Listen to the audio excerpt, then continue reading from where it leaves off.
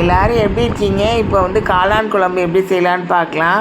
அதுக்கு அந்த காளான் குழம்பு செய்கிறதுக்கு அந்த தட்டில் இருக்கிற ஒரு 2 டீஸ்பூன் வந்து தனியா எடுத்துக்கோங்க. 2 டீஸ்பூன் வந்து சீரகம் எடுத்துக்கோங்க.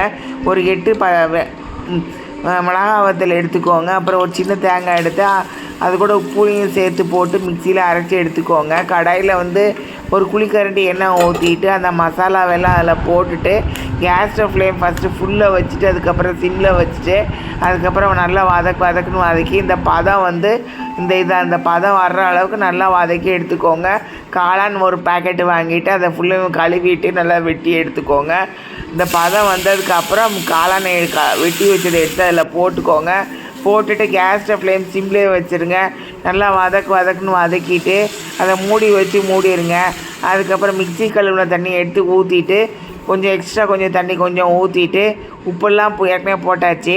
அதுக்கப்புறம் வந்து அது நல்லா வெந்தோடனே இறக்கிடுங்க. அதுக்கப்புறம் ஆஃப் பண்ணிடுங்க. நன்றி.